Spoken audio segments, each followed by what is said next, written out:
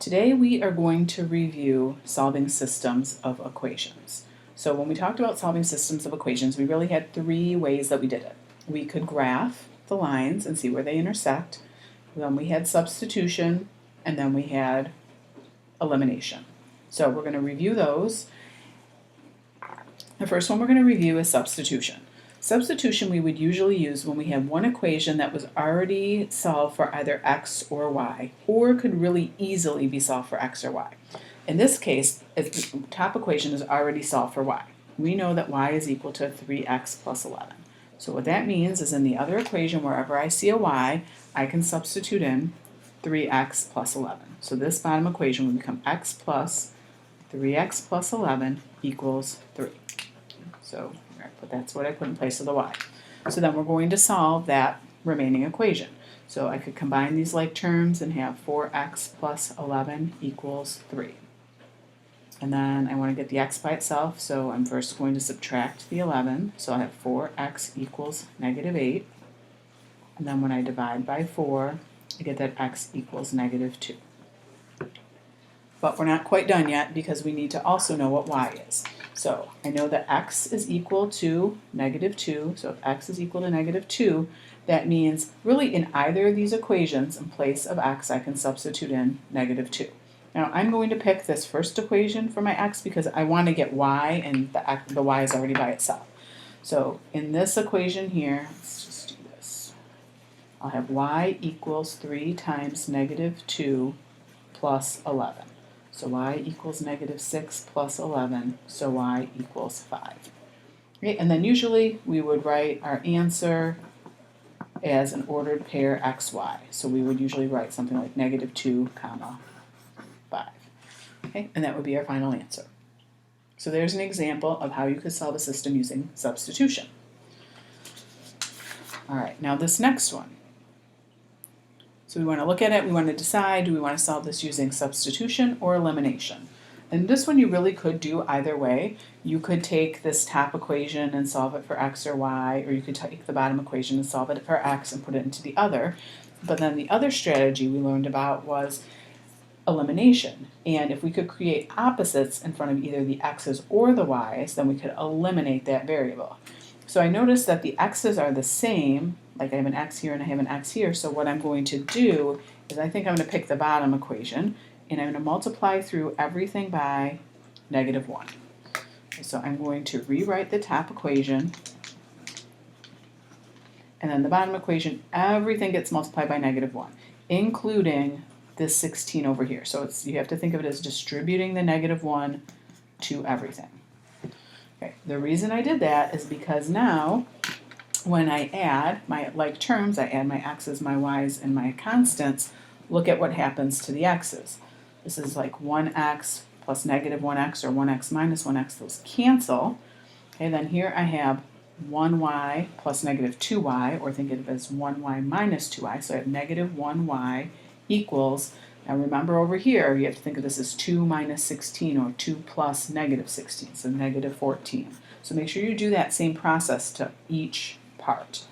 Right? And then when I divide by negative 1, I get that y is 14. Okay, but I'm not done yet because I also need to figure out x. So if y is 14, then in either of these equations in place of y, I'm going to substitute in 14. I would pick the top one just because it's kind of got less going on, but you really could pick either and you get the same answer. So into this equation, I'm going to have x plus 14 equals 2. And then I'm going to subtract the 14, and I'm going to have x equals negative 12. And so for our solution, we're going to have negative 12 comma 14. Okay, so those are pretty straightforward examples. It is possible also to have examples that are a little bit more complicated. So take a look at this example and think about how you might start it. Would you want to use substitution, or would elimination be better?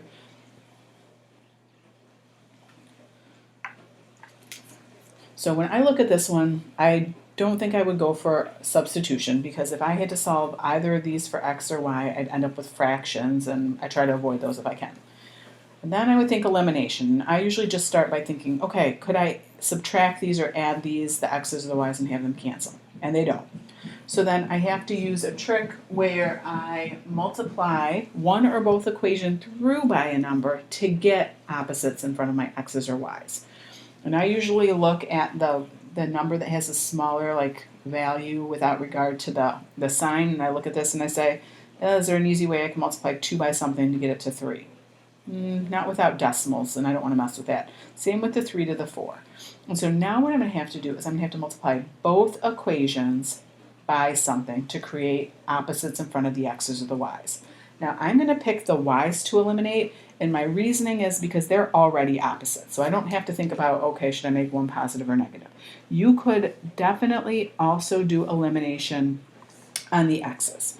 And so our trick that we used when we did this before in class was that we would basically flip-flop the coefficient. So I'm going to multiply the top equation by 4 and the bottom by 3. Okay, I'm not going to make one of them negative because already these are going to be opposites. If I had picked the x's and I flip-flopped and made this a 3 and this a 2, I would also pick one of them to be negative so that when I multiply through, I get opposites. Okay, so why don't you guys take a minute and see what you get after you do this. So hit pause, see what you get, see if you can solve from there. Okay, so here's what I get when I multiply the top equation through by 4. Again, everything is getting multiplied by 4, including that 10 over there. All right, and then I'm going to multiply everything on the bottom by 3. So 9x minus 12y equals negative 6.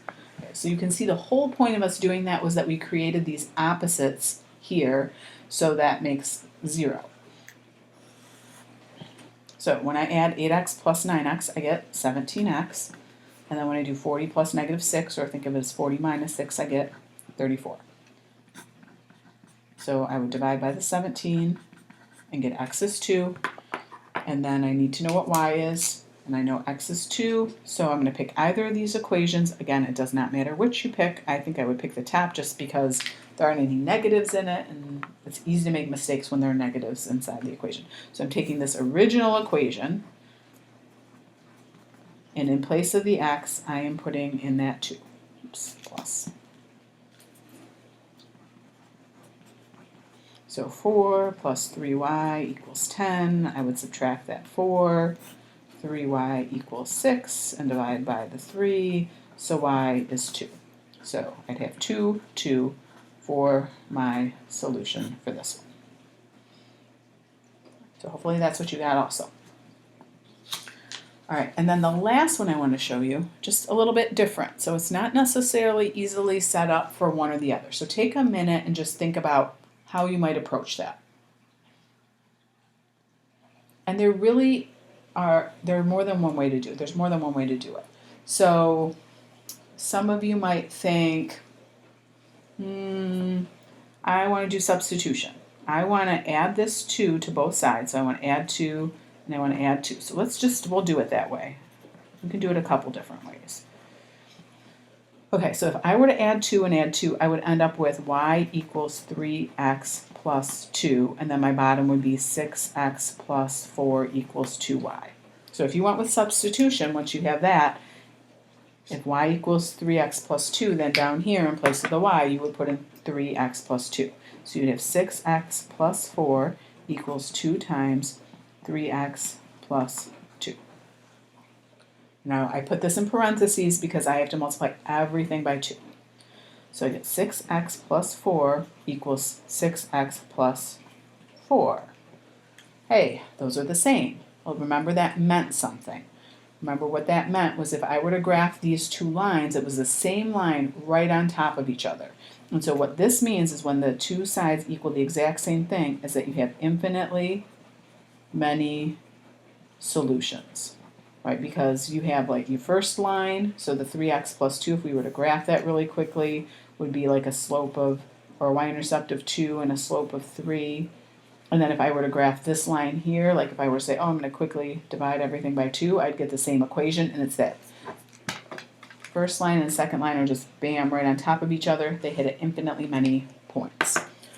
Okay, so that would be one way to solve it using substitution. If you wanted to solve elimination, there are a couple of different ways you could do that.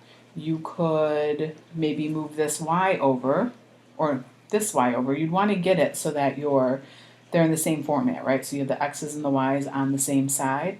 So if you wanted to do that and get them in the same format, you could subtract the y, and it would be 3x minus y equals negative 2.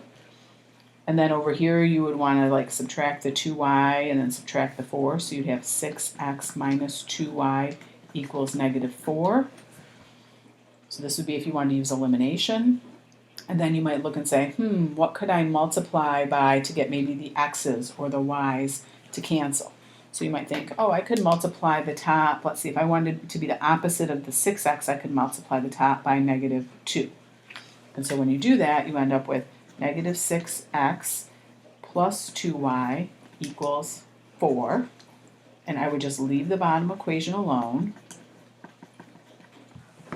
Okay, and now if I add my columns, we'll look at what happens. These cancel and these cancels. Well, nothing and nothing make nothing, so that's 0. And then here I'm left with 0. Again, when this happens, when like here the variables canceled, and 0 equals 0, that's true. That's another indication that it would be infinitely many solutions. So either of those ways work. I actually had thought of a third way because I noticed the relationship between 3x and 6x is doubled. So I was also thinking that I could, if I wanted to get fancy, I could multiply this top equation all by 2. And that would give me 6x equals 2y minus 4. And if I know 6x equals 2y minus 4, and I have a 6x right here, I could actually use substitution. Right? I could say 2y minus 4 plus 4 equals 2y. And then I'm left with 2y equals 2y. So it's kind of like being in this situation here. The left side and the right side are equal. Here, the left side and the right side are equal. The left side and the right side are equal. So it's just further confirmation that it's infinitely many solutions. So no matter what method you choose, you're always going to get the same solution.